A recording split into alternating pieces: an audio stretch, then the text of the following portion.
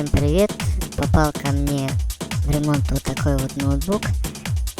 После первоначальной моей диагностики я определил то, что ноутбук падал, или кого-то, или что-то били. Нашел проблему, почему нету картинки, это не чип. В итоге запустил его. Но появилась другая проблема, это остаточное изображение на матрице. Созвонившись с владельцем ноутбука, объяснил всю ситуацию, на что мне был дан ответ, что такого до этого не было. И, возможно, это я что-то неправильно сделал, как-то неправильно отремонтировал. Но я, естественно, до этого погонял его, проверил, подключил другую матрицу. Это, кстати, опеска. Я подключил обычную. На обычной матрице, естественно, нет такого. И также подключал внешний монитор, на котором картинка была нормальная, четкая. Я опять позвонил владельцу, объяснил, что дело не в самом ноутбуке, не в видеокарте, не в материнской плате, а дело в самой матрице. На ней остается остаточное изображение. И предложил ему поменять матрицу, так как других вариантов выхода из данной ситуации я не нашел и не знаю. Перепробовал все, все, что мог, но ничего так и не нашел. В итоге владелец отказался от ремонта дальнейшего. Я ему собрал, отдал, но через день-два я услышал то, что это я что-то натворил, что-то сделал, или наоборот не доделал, неправильно сделал, Но так как я с такой ситуацией, с такой проблемой сталкиваюсь впервые, я полез в наш интернет, на всякие форумы, полез на официальные сайты производителей матриц и производителей ноутбук. Нашел такую очень интересную информацию о том, что производитель допускает остаточные изображения. В данном случае, наверное, уже слишком хорошее оно, так скажем. Какой-то процент, это как пикселей в матрице допускается. То есть 2 пикселя, 2-3 это не гарантийный случай. Конечно, такие пиксели выгоревшие на экране. Это не гарантийный случай. Так же, как и в данной ситуации, остаточное изображение производитель допускает, это не гарантийный случай, хотя ноутбук не на гарантии. Очень давно, ему года 4, наверное, 3. Также я узнал о том, что такая проблема, остаточное изображение, очень часто встречается в телевизорах, где стоят IPS-овские матрицы. И решения проблемы нету.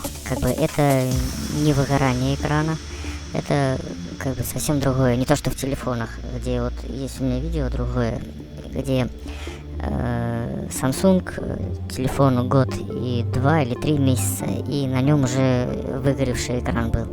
Или другой какой-то еще у меня телефон был, тоже выгоревший экран был, то есть амоледовский. Особенно супер AMOLED почему-то страдают, так скажем, у них такой минус выгорания экрана. Так же, как у IPS-овской матрицы. Я предложил также владельцу ноутбука поставить обычную матрицу, если его это раздражает. Она, естественно, неприятно на что он отказался. Но я с ним и соглашусь, потому что это как сравнивать качество сигнала HD качество на телевизоре и обычное аналоговое, то есть разница ощутима. Новую матрицу, если такую покупать на данный ноутбук, так как я его ремонтировал где-то полгода-год назад, она стоила в районе 9-10 тысяч в Москве. Естественно, владелец отказался. Может, думал, что я что-то химичу, цену большую бью, Я всегда предлагаю вариант, альтернативу, покупайте сами, я поставлю без проблем. И этот вариант, естественно, его не устроил. Уклон был на то, что она была нормальная, матрица в плохой массе. То, что я запустил, это вообще не рабочий ноутбук, и это все не в счет. Ну да ладно, я это видео как бы не стал ни сжимать, как-то не урезать, все есть, самые интересные моменты, которые я заснял. Вот. Что до этого пробовал, я пробовал и снять ее, так скажем, вот, с помощью разных программ, приложений, даже запускал видео в высокой четкости, в качестве хорошем 4К. Единственное, что помогает, это вот 4К разгоняется, и то это все помогает не больше 5 минут. Потом опять же это изображение появляется. Если кто-то найдет или нашел какой-то вариант, как это можно избавиться от этого, как от этого избавляются в плане там перепайки или что-то, потому что по схемам поглядел, тоже ничего хорошего не нашел. Вроде все нормально, все замерил, все в норму, ничего, нигде никаких просадок, ничего нет. Если кто нашел что-то, вариант, так скажем, из этой ситуации и как это лечится, то киньте в комментарии или в личку напишите. Буду очень благодарен. Но только заранее попрошу, не надо кидать все подряд или то, что где-то как-то увидели. Пожалуйста, скидывайте ссылки на проверенные варианты или пишите то, что именно вы делали, и то, что именно у вас, так скажем, прокатило, пошло, после чего это все пропадает. Если есть, конечно, такой вариант. Потому что временные варианты, я это знаю, я это все на видео показал. Также в конце этого ролика, где-то на 20-й минуте, я добавил отрезок видео, которое можно включить в полноэкранном режиме на вашем ноутбуке или мониторе компьютерном и проверить вашу матрицу на сбитые пиксели. Также можете запустить на телефоне и посмотреть ваш телефон на выгорание. Как правильно ухаживать за вашим дорогим телефоном с амулетовской матрицей или с IPS-овским на ноутбуке, читайте в интернете, информации полно.